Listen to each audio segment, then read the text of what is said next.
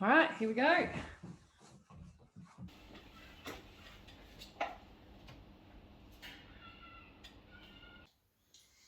Okay, so I'll just pick the first card. Okay, first question.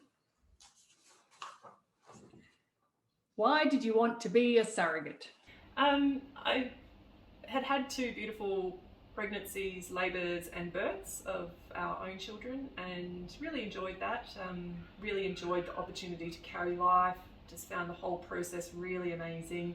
Actually really enjoyed giving birth, that process. Yes, it was difficult, and yes, it was the hardest thing I've ever done in my life to give birth, but afterwards I felt like it was something that I could do for somebody else.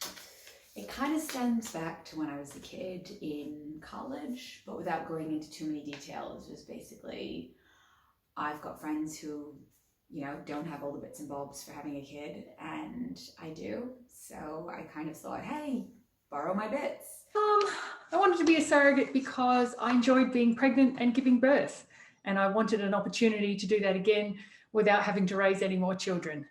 I also think I knew I wanted to be a surrogate since I was about 14. I remember saying to friends, oh, if you can't have kids, I'll have them for you.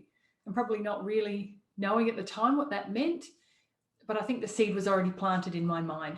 And in my line of work, I have met many women who'd had their struggles in becoming a parent, and it made me start thinking about women who might never come into my care because they were unable to conceive. So it led me down the path of researching surrogacy, and ultimately we proceeded with that, and we were able to give the greatest gift of all to our friends. And then later on, obviously having my own kids, I rethought about what I could give, and I was like, I could carry a baby for someone else. Yeah, it was kind of that straightforward. I couldn't do egg donation, but I could carry someone else's child. And I guess an opportunity to help people, have other people experience the highs and the lows of parenting. And I guess if it's in our power to help other people, we should try and do that, modeling to our kids what it's like to help people. No one likes giving birth. How much did they pay you? I got paid nothing. A lot of people ask me this and often wonder why on earth you would do that without any payment. Nothing. They paid me in friendship and love. The important thing to me was that I was able to watch him grow and to enjoy watching my friends be parents, and to witness that and be involved in their lives is just the greatest payment of all, and I never wanted anything more. No one likes giving birth. Actually, I do like giving birth. I think I'm quite good at it. I find it really empowering. I did a hypnobirthing course, learning about calm birthing. And so I had some good births with my own two kids, and I found that an amazing experience. I was empowered by the births. It was a bit like running a marathon and knowing that I could do that, and I wanted to do it again. Surrogacy in Australia is illegal for payment. And I hate to tell you, but I actually don't mind giving birth. It's kind of like my thing. I like doing it. So no, there was no money involved. I did this because I wanted to do it. So no, they couldn't pay me, and nor would I want to be paid. I want the motivations for this to be clear.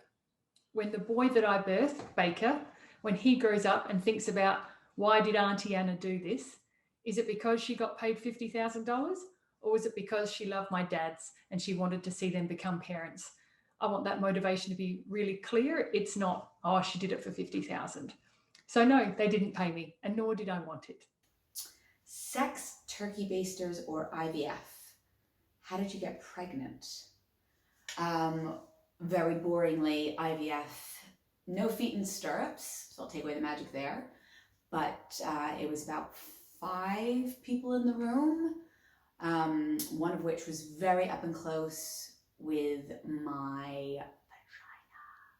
But that was not the person whose sperm we were using. There you go. I got pregnant through IVF. So I was a gestational surrogate. So my two dads, intended parents, Matt and Brendan, their friend was their egg donor, and she offered to do that. So that means she had to go through an egg collection cycle, and then they fertilized the egg with their sperm, and then the embryos went through quarantine, and then we had an embryo transfer. We had a couple, didn't work the first time. No sex and no turkey basting. It was an IVF process. So I had normal conceptions with my own children. So the IVF process was quite an eye-opener.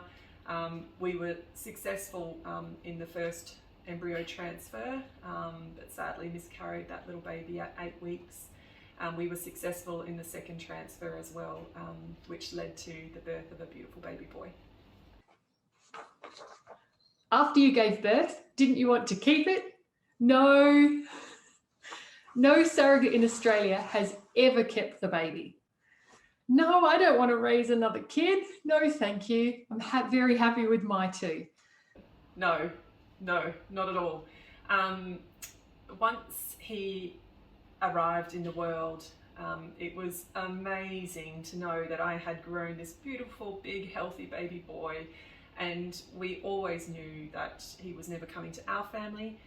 Genetically, he's not related to me and my husband and my children. I was purely the incubator, carrying this baby for his mum and dad. So when he was born,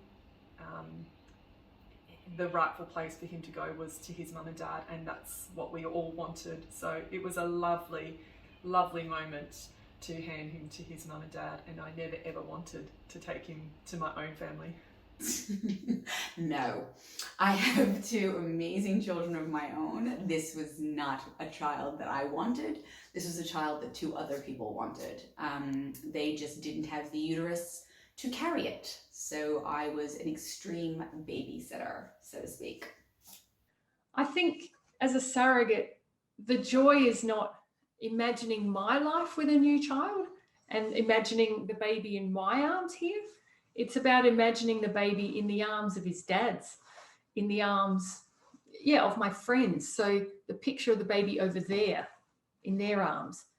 So for me, the most joyful moment that I had after birth was after I birthed him and we'd had cuddles and we'd done his first feed, and then I was ready to hand him over and Matt was sitting next to me. And that moment that we fumbled and we handed him over, and then I was sitting there and I was watching my friend be a dad for the first time. This journey that we'd been on together to grow and create life. And here he was with an awkward newborn and big wobbly heads. And it was this rush of, I did that. I helped my friend be a dad. It was amazing, an amazing moment. Did you breastfeed? I didn't. I didn't breastfeed directly. However, I did produce milk for him. I did quite a bit of direct breastfeeding, but that's something our team decided and we were all comfortable with that. I did. I was not able to collect any colostrum before the baby was born, so I put her directly on my breast to give her the colostrum, and then afterwards she went straight onto formula, and baby is fine. I hand expressed some colostrum before birth as well, which meant that they could do some of the first feeds via a syringe. And then for our team, we decided that I decided I wanted to establish a milk supply. And we knew that the best way to establish that was through direct feeding. And it's also harder to express colostrum than it is to express milk. So I did most of the direct feeds for the first 3 days. So I expressed every 3 to 4 hours for a couple of weeks and gave that milk to him. I had felt really passionately towards giving him breast milk because it felt like the last good thing that I could do for him after I had carried him for 9 months. And nourished him so well by what I ate and what I did, and giving him a little bit of my breast milk just felt like the right thing to do to help him on his way. And then whenever I saw the dads over the second week, about once a day, then I would still do a direct feed as well. And that was just something we were all comfortable as a team to do. It actually meant they got a few minutes peace and quiet, and they could go off and answer some messages or do something around the house while I sat there and had a bit of a special moment with my womb mate, and I gave him a feed, and that helped my own recovery too. With so many people involved, who is the mum and who is the dad? Well, I guess in my case, I carried for two dads. So there were two dads. His mum and dad. In our group, I was the only woman and everyone else was a man. So the baby has actually got two dads. So there's no confusion there because there's no mum. It's easy. No, I'm not mum.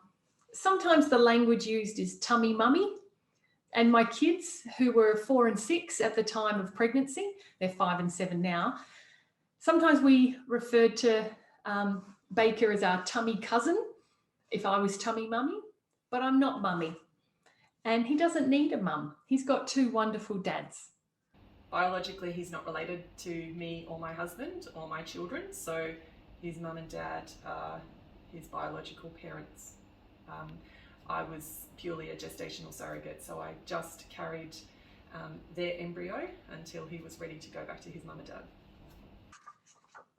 Do you get to see the baby anymore? Oh, I get asked this question all the time. The wording, do you get to? As in, like, would I be allowed to? Do they allow me access to him? Yes, of course, we're friends. Yeah, that's the greatest payment of all, is to be able to watch him grow and to see his mum and dad enjoying parenthood. We see each other every couple of months, sometimes more regularly depending on where we're all at. We live 4 hours apart now, so we don't see each other as much as we would like to, but we're in contact in other ways, and I love being able to watch him grow and just seeing all of the things that he's up to. It's amazing. All the time. I'm really lucky. I get videos, I get phone calls, I get trips, and I get to see the baby who's not such a baby anymore, but getting really big. So there's an added bonus to this entire element. I get to see someone grow up and be a part of their lives, and I don't have to take any responsibility for the upbringing. Now, I carried for two dads who were initially strangers. So we didn't know each other prior to surrogacy. So we went out of our way to find each other through a Facebook group, and we've built up a friendship, and now we're friends. So now they're two friends in my life who have a son, and that's just like any other normal set of friends that when I catch up with them, they have a kid. Just so happens I was the one that grew and birthed that kid. Would you do it again? I often think about doing surrogacy again. It has been one of my greatest achievements in life, and whilst it was also one of the hardest things that I have ever done, I think it came with great reward. Oh, that's a tricky question. No, but I'm glad I did.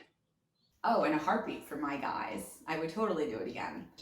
In saying that, I think we connected with really like-minded people, and whilst it was hard at times, I think that as a team we were great at getting through some of those tricky times, and when we went into surrogacy we wanted to connect with people who we wanted in our lives, and for that reason we've got friends for life. I always thought I would do surrogacy twice. I just thought that was something that I was going to do. But the dads pretty much the whole way through said they just were a one-child family. I also struggled with postnatal depression. It hit me really hard. I suppose going through birth, bodies have to regulate the hormones, and I've worked out that my body really struggles to do that on its own.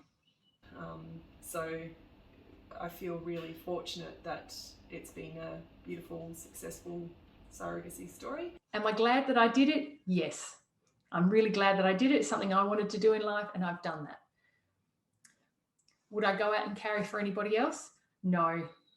My husband and I, during the pregnancy, we kind of got to this point where we're like, whew, this is a lot of work. To build up a friendship, a surrogate, to the point of being really tight as a team means a lot of time invested together. And we decided that if we were to ever do surrogacy again, that's the level that we would want to get to. And that's a lot of time investment, and we didn't want to do it again.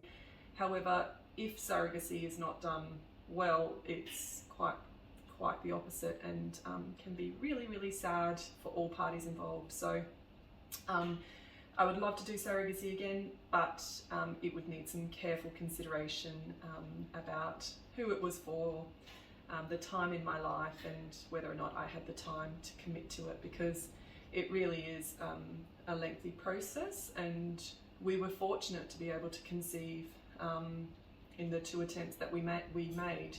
There are many people in Australia that will try and are not successful, and that brings trauma to everyone. So it's something that needs to be carefully considered, and I'm just grateful for what I've been able to achieve so far. I had an absolutely amazing time, and I was really thrilled with the fact that they now have the family that they've always wanted. So, I mean, for that high, yeah, I totally would.